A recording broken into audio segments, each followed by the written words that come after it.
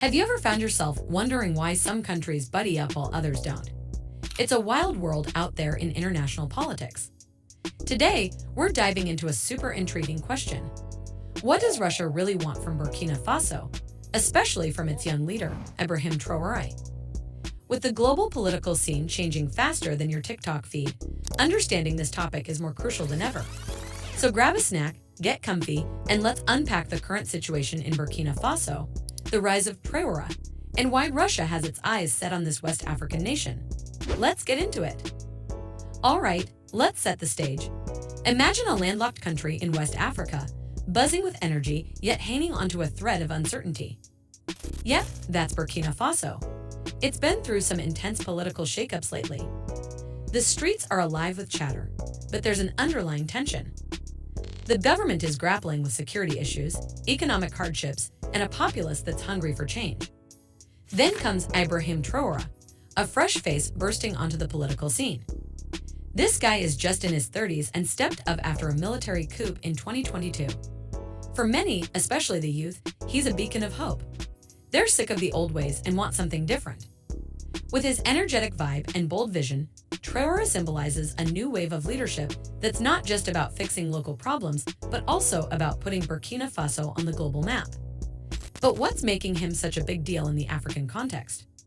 Well, he's not just dealing with local issues, he's drawing in global players like Russia into the mix.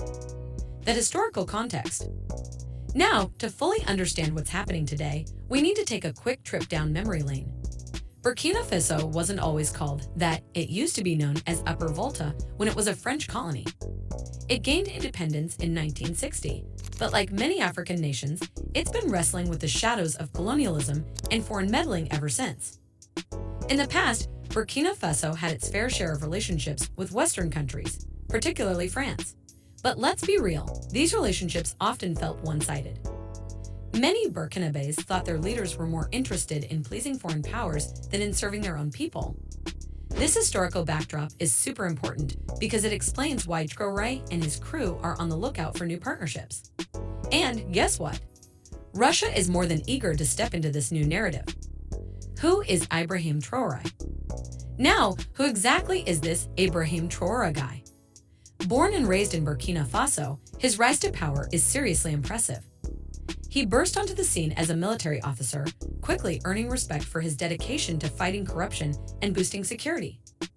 But what really makes him stand out is his age and modern approach.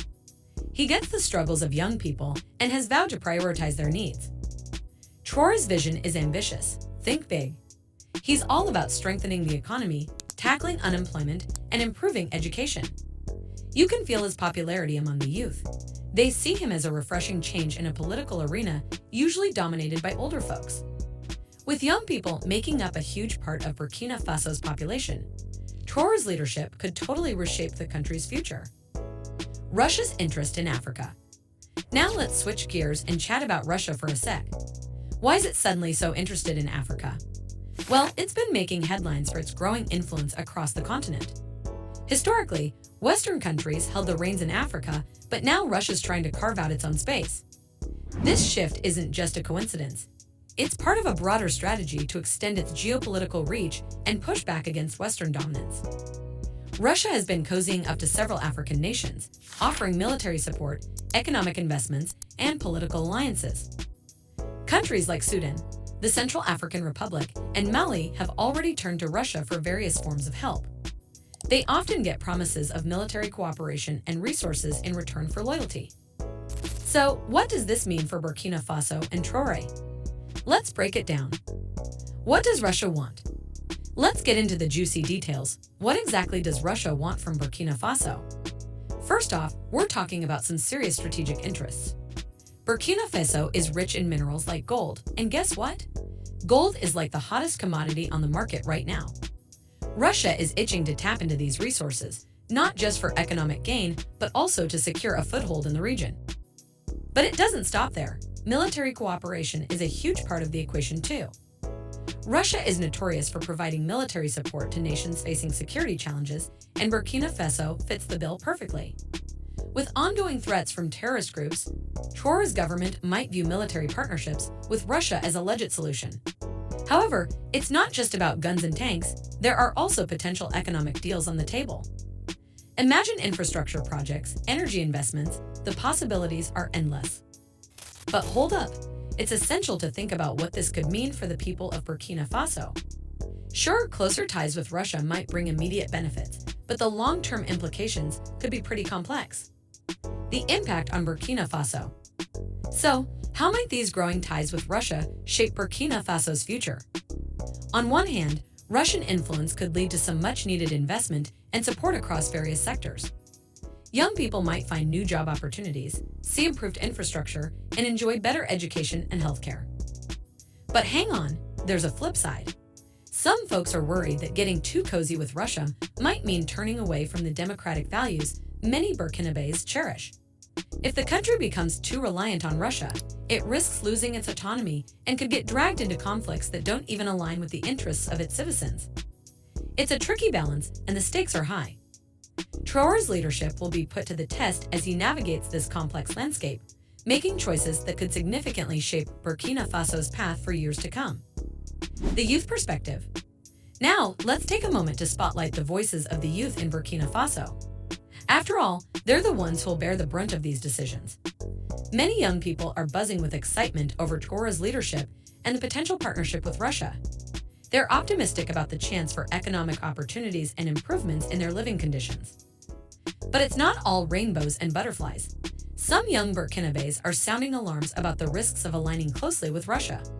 They're worried about the potential for military involvement and the impact that could have on their country's future.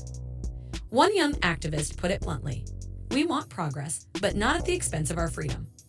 We need to be careful about who we ally with." These perspectives are crucial to consider. The youth of Burkina Faso have dreams, hopes, and aspirations, and they want their leaders to prioritize their future.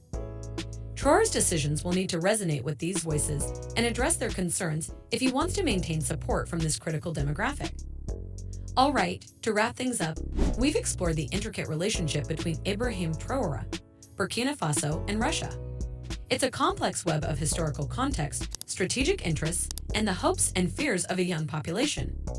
As Traoré navigates this new alliance, you can bet the world will be watching closely. So, what's your take on this situation? Is partnering with Russia a smart move for Burkina Faso, or could it lead to some unexpected challenges down the line? If you enjoyed this video, don't forget to smash that like button, subscribe, and share it with your friends. Let's keep the conversation going in the comments. What are your thoughts on Burkina Faso's future and the role of Russia? Your voice matters, so let's hear it.